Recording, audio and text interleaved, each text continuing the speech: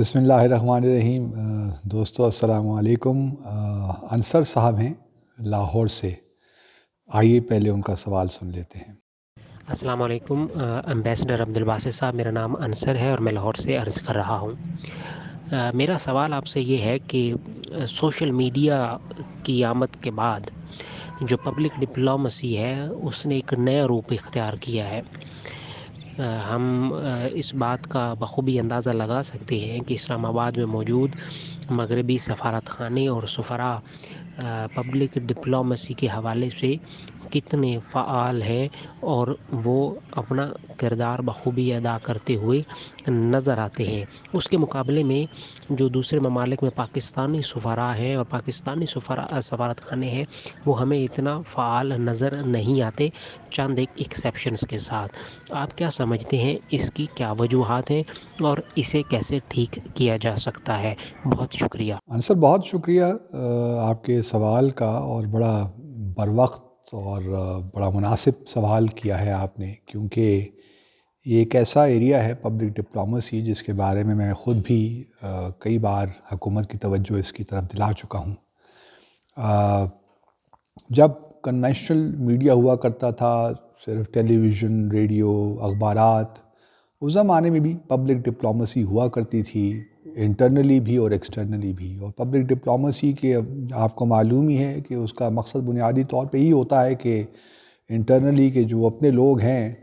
ان کو جو بھی آپ کا فارن پالیسی میں نیریٹو ہے یا جو بھی آپ اقدامات لینا چاہتے ہیں اس سپورٹ حاصل کریں، اور پھر ایکسٹرنلی بھی جو عوام ہے مختلف دنیا میں جتنے بھی لوگ رہتے ہیں ان کو بھی آپ ریچ آؤٹ کریں اور ان کو اپنی پالیسیز جو آپ کی ہیں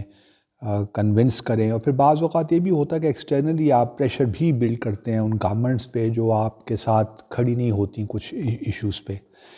تو ہمارے سفراء ٹریڈیشنلی ہم جب باہر ہوتے ہیں تو ہم یونیورسٹیز بھی جاتے رہے ہیں، کالجز بھی، اور پھر ایک دوسرا ذریعہ بھی تھا کہ پریس کانفرنسز بھی ہوتی رہتی ہیں، وہ بھی اس زمانے میں پبلک ڈپلومسی کا حصہ تھا۔ لیکن عوام کی شمولیت بڑی محدود ہوا کرتی تھی، کیونکہ عوام کا پتہ نہیں چلتا تھا، ان کا جو رسپانس تھا وہ امیڈیٹلی ہمیں معلوم نہیں پڑتا تھا۔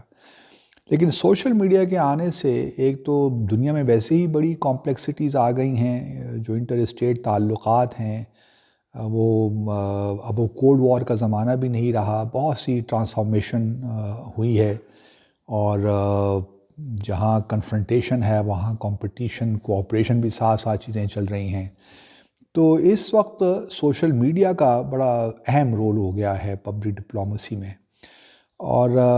آپ نے درست فرمایا کہ ہمارے جہاں میں اسلام آباد میں دیکھتا ہوں کم از کم ایک دو سفیروں کو تو میں نے دیکھا، خاص طور پہ جرمن کے جو یہاں پہ سفیر تھے پہلے، اب بھی جو ہیں، اسی طرح چائنیز جو ڈپلومیٹس تھے، یہ ٹویٹر پہ ایٹ لیسٹ کافی ایکٹیو رہے۔ ہمارے ہاں بھی اب سلسلہ شروع ہو گیا ہے کسی نہ کسی حد تک، میں سمجھتا ہوں، لیکن ابھی اس طرح نہیں ہوا جس طرح ہونا چاہیے۔ اور اس کی بنیادی وجہ شاید یہ ہے کہ ابھی تک چونکہ ہمارے ہاں کوئی پالیسی ڈائریکشن صحیح ہوتی نہیں ہے، ہم جو ہے ہمیں معلوم نہیں ہوتا کہ ہم نے کون سا نیریٹو بلڈ کرنا ہے، اس لیے ہم ایک کنسسٹنٹ اینڈ کوہیرنٹ ایفرٹ نہیں ڈالتے اس میں۔ پہلے تو یہ ہے کہ پبلک ڈپلومسی جو سفراء ہوتے ہیں، باہر ڈپلومیٹس ہوتے ہیں، وہ اپنے ملک کے امیج بڑھانے کی کوشش کرتے ہیں، پازیٹیو امیج،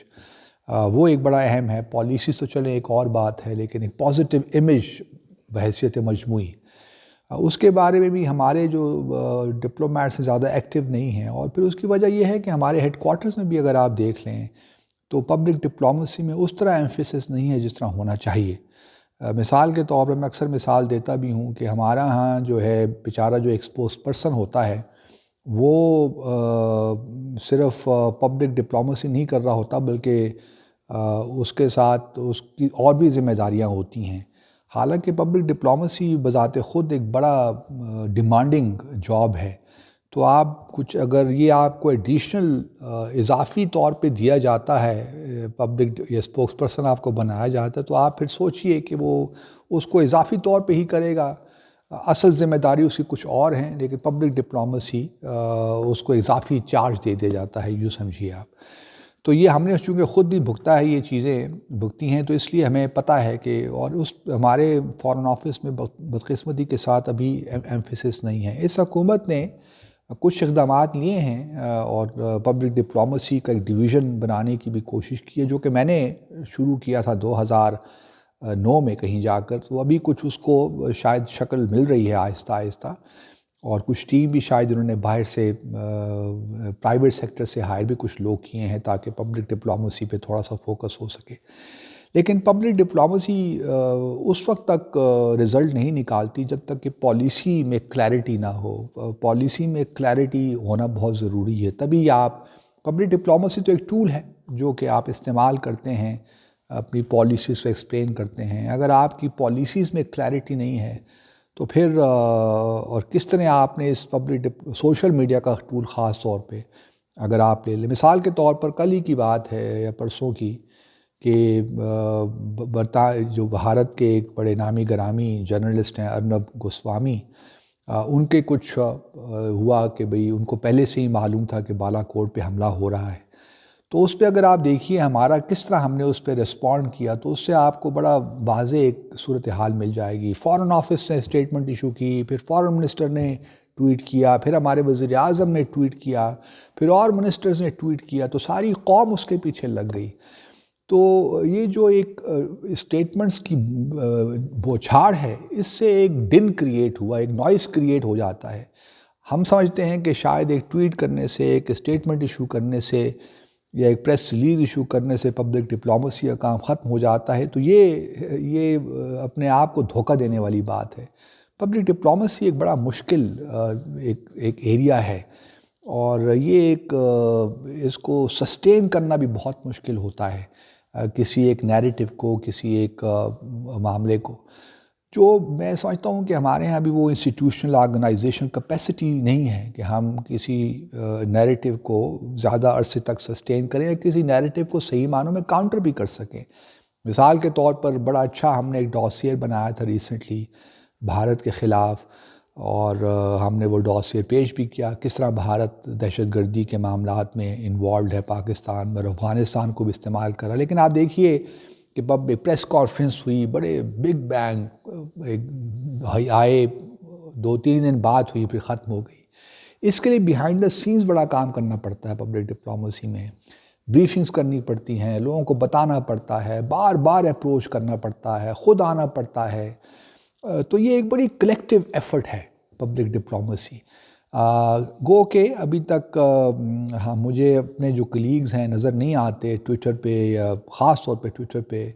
اور کوئی فالوئنگ بھی ان کی زیادہ نہیں ہے، لیکن یہ ہے کہ آہستہ آہستہ شاید جب ہمارے اپنے اندر ہمارے انسٹیٹیوشنز جب بہتر ہوں گے، تو یقیناً اس کو ہم سوشل میڈیا کا جو ایریا ہے، پبلک ڈپلومیسی میں سوشل میڈیا کا جو ایریا، اس کو ہم اگنور نہیں کر سکتے، کیونکہ لوگوں کا ریسپانس، ریاکشن فوراً پتہ چل جاتا۔ اب آپ ایک ٹویٹ کرتے ہیں کسی مسئلے پہ تو فوراً ریاکشن آ جاتا ہے، اور معلوم پڑ جاتا ہے کہ لوگ کیا سوچتے ہیں، یا لوگوں کی رائے میں کوئی تبدیلی واقع ہوئی ہے، بلکہ اور یہ انٹرنل اور ایکسٹرنل دونوں، کیونکہ ایک کلک کی بات ہے، آپ نے پوری دنیا کا معلوم ہو جاتا ہے کہ لوگ کس طرح دیکھ رہے ہیں۔ تو اس پہ غور کرنا چاہیے، اس پہ ہمیں اپنے پہلے تو آرگنائزیشنل سیٹ اپ ہے اس کو بھی ٹھیک کرنا چاہیے، کیونکہ جب تک آپ کے پاس ویر ودال نہیں ہوگا، آرگنائزیشنل سیٹ اپ نہیں ہوگا، پبلک ڈپلومیسی ہوا میں تو نہیں ہوتی۔ اور پھر اپنے بندوں کو آپ نے ٹرین بھی کرنا ہے کہ کس طرح آپ استعمال کریں۔ ہمارے ہاں تھوڑے سے رجحانات کم ہو گئے ہیں بدقسمتی کے ساتھ، اور پھر یہ بھی ضروری ہے کہ جہاں سوشل میڈیا ہے وہاں جو ٹریڈیشنل ٹولز تھے پبلک ڈپلومیسی میں، ان کو بھی استعمال کرتے رہنا چاہیے۔ ہمارے سفراء کو چاہیے کہ وہ ریچ آؤٹ کریں جہاں اپنے ہوسٹ کنٹریز میں، ایڈیٹوریل بورڈز کے پاس جائیں، تھنک ٹینکس کے پاس جائیں، میڈیا ہاؤسز کے پاس جائیں، یونیورسٹیز، اسکولز کو جا کے ہر جگہ پریزنس ہونی چاہیے۔ لیکن ریسورسز کی بھی کمی ہوتی ہے، وسائل کے معاملات ہیں، تو بہت سے پہلو ہیں اس چیز کے، اور بہت سے مسائل ہیں جس کی وجہ سے شاید پبلک ڈپلومیسی میں اس طرح فوکس ہم نے نہیں کیا۔ لیکن اب وقت آ گیا ہے کہ اس پہ فوکس کریں، اور پالیسی میں کلیئرٹی جب آ جائے گی تو پبلک ڈپلومیسی آپ دیکھیں گے کہ آہستہ آہستہ خود ایفیکٹو بھی ہو جائے گی، اور پھر ہمارے کلچر میں تھوڑا بہت خوف بھی رہتا ہے کہ کہیں آپ نے کوئی غلط ٹویٹ کر دیا کسی سفیر نے تو کوئی پھر آپ کے ساتھ کوئی کھڑا نہیں ہونے والا، کیونکہ ڈپلومیسی ایک بڑا سینسٹیو معاملہ ہے، بڑے سیریس ایشوز ہوتے ہیں نیشن کے. تو سفراء ہمارے ہاں ذرا کلچر ڈیفرنٹ ہے، پھر ہم جو ہے کسی کو سپورٹ کرنے کی بجائے پھر فوراً سزا کوئی فیصلہ سنا دیتے ہیں. تو تھوڑا بہت ایک یہ ویکنس بھی ہمارے سسٹم کے اندر ہے بدقسمتی کے ساتھ. تو لیکن آپ کا سوال انٹرسٹنگ ہے، مجھے بھی تھوڑا سا سوچنے کا موقع ملا اس پہ مزید. تو انشاءاللہ امید ہے کہ آپ ان ٹچ رہیں گے. آپ کے سوال کا بہت شکریہ.